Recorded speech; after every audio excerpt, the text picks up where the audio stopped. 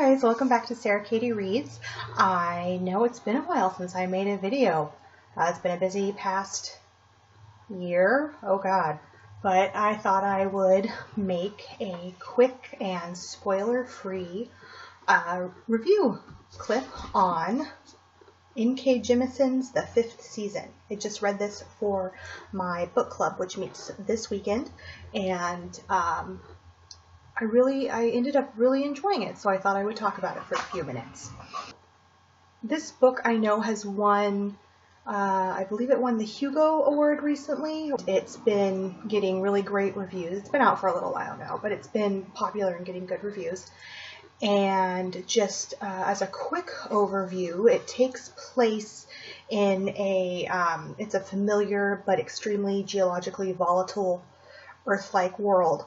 And there's one big continent that we know mostly of, and they call it the Stillness. And the people who live there, there's like a caste of people who have earth powers. Essentially, they can like reach into the Earth's power, essentially, and either cause geological disasters or stop them. And so they're a feared caste of people, and also a oppressed and hunted caste of people as well. They're powerful if they are trained by and used by a group called the Fulcrum, but otherwise, if you're not in and part of that group, you're kind of on your own and it's dangerous.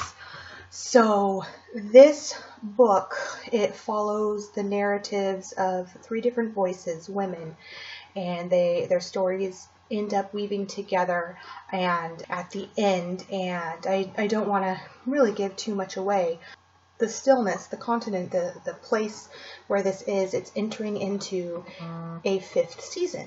So it's like an extended end of times kind of situation where a huge catastrophic geological event has occurred. There's been earthquakes and there's volcanoes spewing ash, and basically every civilization is going to break down, and everybody's going to go into survival mode. So this is the following 3 voices, Damaya, Cyanite, and Essen, and their stories. So that's just a very brief overview with not a lot of detail, I know, but I don't want to give anything away because I did end up really enjoying it. So it took me a little bit longer to get into this. It wasn't probably till about halfway through the book before I really kind of got into stride. I think that was mostly because I was having a really hard time finding consistent, lengthy enough chunks of reading time, so my reading was really broken up and scattered, and I couldn't keep like this continued narrative in my head, especially when you're working with something completely new and different. So though it was similar to our world, things were just different enough that I really wanted to be able to pay attention, and I wasn't able to give it that kind of attention until I got about halfway through, and I was able to find some longer chunks of reading time in the evening after my kids had gone to bed and everything. So I really liked the author's prose style. It was very lyrical.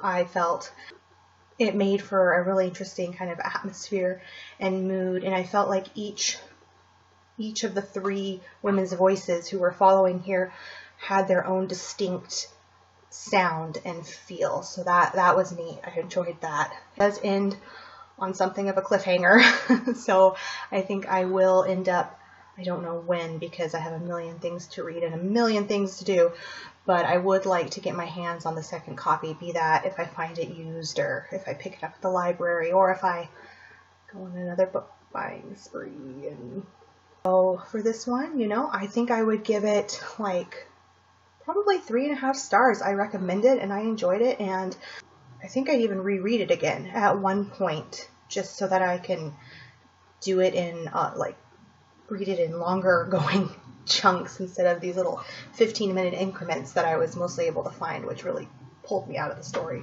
which made it harder then in the end. Yeah, the 5th season, NK Jemisin. I would recommend it. Here it is. It's pretty. So thank you so much. I hope you enjoyed this review, and I plan on being back soon with more. Thanks so much. Bye.